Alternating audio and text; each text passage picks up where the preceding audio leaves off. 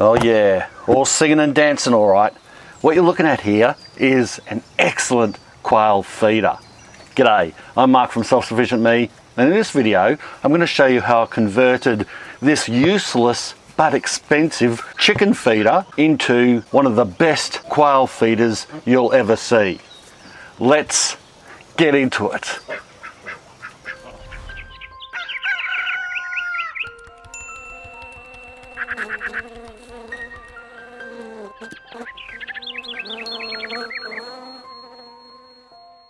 First of all, let me just give you a bit of a background story. This chicken feeder was given to me by Brookfield Poultry, a really good online store, not sponsored or anything. That's just where I get a lot of my chicken and quail stuff from. And the reason Jono gave it to me was to test out this new brand of feeder. Well, it's been around a while, but it's new to Australia. It's been in Europe for a long time, called the Feedomatic. I was to test it, and I did. I tested it and I did a video on it with my honest review, and I gave it a bit of a slamming, and rightly so. It's a pretty crap chicken feeder in my opinion, because although it held a full 20 kilo bag of feed, which is great and it lasts a long time, it's a really good weatherproof container, and it's rodent proof, so rats and mice don't get into the feed. So it's got a lot of pluses. The only problem is it spilt a lot of feed out of the front or the base of the feed chamber and then onto the treadle plate that falls through, and of course it defied the purpose of what it's all about, and that is supposedly a no spill chicken feeder that wouldn't attract other animals and rodents and not allow hens to be able to rake that feed out of the feeder and all over the ground, which of course I found out it wasn't. Unfortunately, with my testing, too much feed was getting raked out of the chamber and onto the ground, and it was even stopping the operation of the treadle plate as it built up and started to get mouldy, which is also a little dangerous for your hens, because if they're eating mouldy and yucky feed, it can make them sick. But you can go back and watch that video if you like. The point is, it didn't pass the automatic chicken feeder test in my opinion, and so what was I to do with it? Well, I continued using it for a little while, but eventually I got sick of cleaning up the mess, so I just ended up not using it at all. You might hear a bit of noise in the background because I've got everyone's around at the moment. The ducks, the chickens, the quail, they're all inquisitive, wondering what I'm doing hanging around this feed. So anyway, I was in the quail pen one afternoon a few weeks back, and I realised that our standard feeders, which never worked really good at all, but I sort of persisted with them as well, which are the standard cone feeders, the ones that you just pour feed into the top. It's just a container.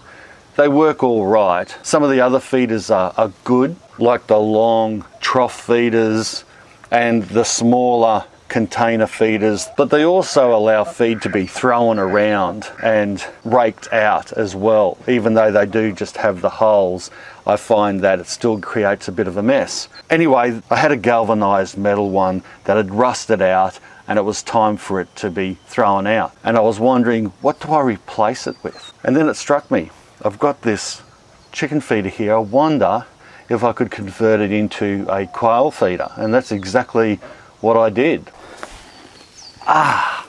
That's better. Now the first problem I had to solve was, how do I keep the treadle plate down, because obviously quail are a very small bird, like about the eighth the size of a chicken. They don't have the weight to step on the treadle plate and open up the feed chamber, because that's the way this thing was designed. But I don't have to keep out rats or mice or other birds or other animals in here, because this enclosure is completely rodent and other animal free and snake free, everything, because obviously quail are a very easy bird to prey upon. You need to keep them in a run like this that's fully enclosed and can't allow predators to get in. So I'm not worried about other animals or rats in particular trying to get at the feed. That's not a problem. And the other thing that I didn't like was the poop going on the treadle plate, falling through the mesh and clogging it up underneath, and also just getting stuck in the mesh. So I killed two birds with one stone. Pardon the pun. I ended up getting some old decking boards, and I just simply attached it to the treadle plate, cut it to size, drilled holes obviously in the hardwood so it wouldn't split, and then used self-tapping screws to screw it straight into the plastic treadle plate, and it secured it on there nice and tight. And that did two things. It didn't allow poop to go through the mesh, which is cool. It just sits on the outside and you can scrape that off with a shovel. But more importantly, it weighed down the treadle plate so that the feed chamber remains open. Because before that I was thinking, well, how do I keep the treadle plate open? Do I put a brick on it or something, or do I weigh it down with something? And then, yeah, it pretty much came to me.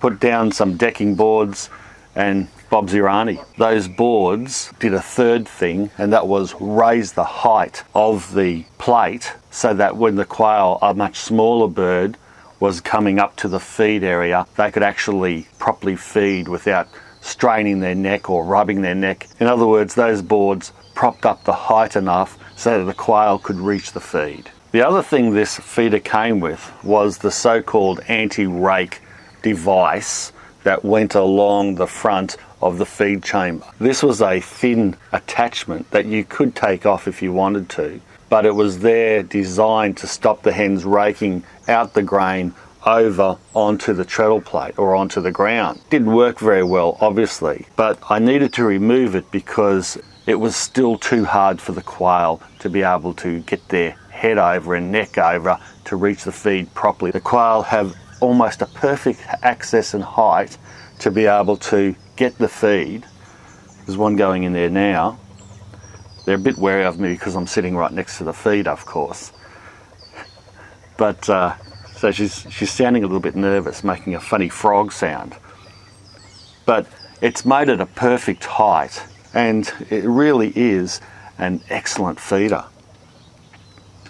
So not only do they have easy access to getting the feed, but they don't spill any feed out. There's hardly a crumb that comes out of this thing. The last thing you want is a mess, stale feed or feed that's getting raked out and wasted. But in this case, with this type of feeder, it doesn't happen.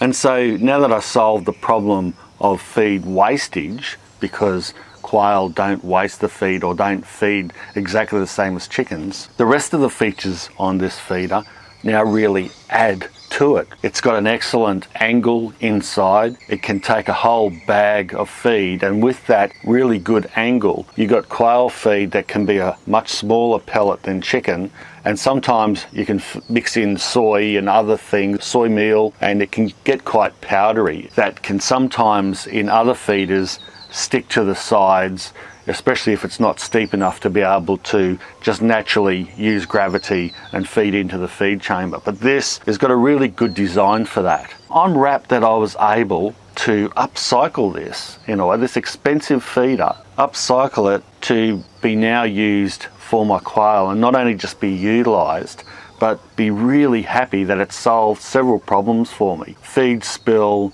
lots more time. I just throw a whole 20 kilo bag if I wanted to in the feed chamber, and I can leave it for weeks and don't have to worry about constantly coming in and propping up the feed.